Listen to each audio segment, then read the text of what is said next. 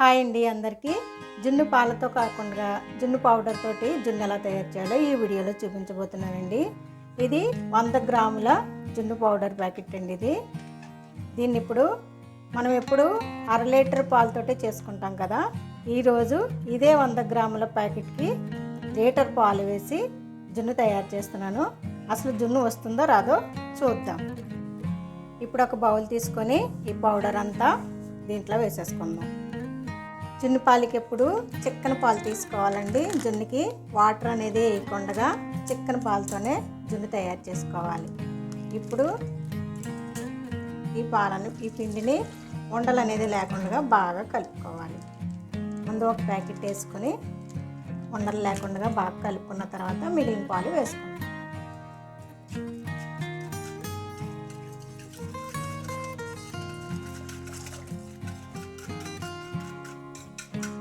కలిపేసుకున్నాక ఇప్పుడు మిగిలిన పాలు ప్యాకెట్ కూడా వేసేసుకుందాం.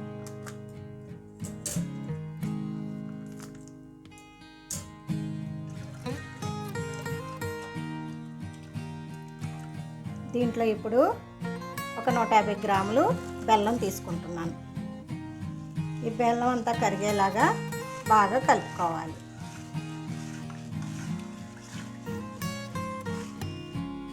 ఇప్పుడు బాగా బెల్లం కరిగిన తర్వాత ఈ పాలను వడకట్టుకోవాలి.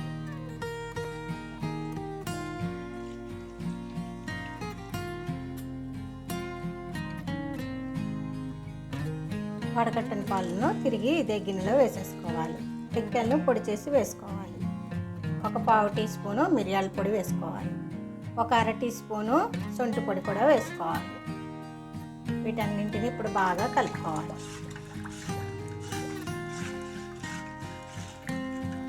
ఇప్పుడు ఒక పెద్ద గిన్నె తీసుకొని దీంట్లోకి 3 గ్లాసులు వాటర్ వేసుకోవాలి.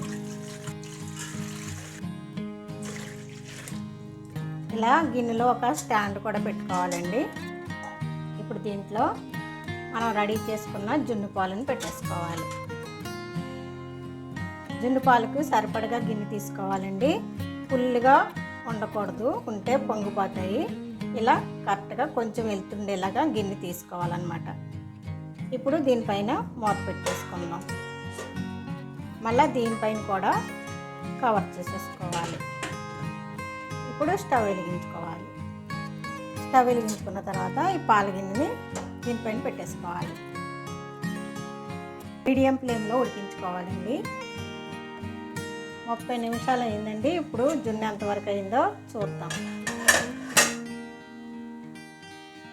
ఇప్పుడు ఒక నైఫ్ తీసుకొని ఇలా గుచ్చి చూడాలి.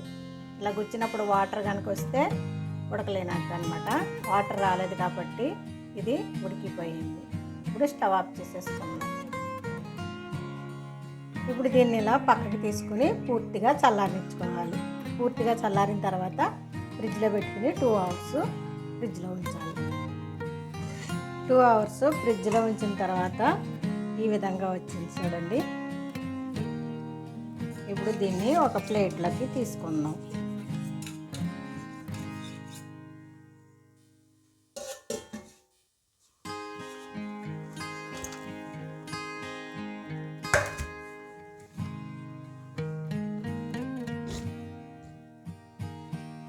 వావ్, చూడండి ఎలా వచ్చిందో. మనం లీటర్ పాలు వేసుకున్నా కానీ జున్ను చక్కగా వచ్చిందండి. ఇప్పుడు దీన్ని కట్ చేసి చూద్దాం.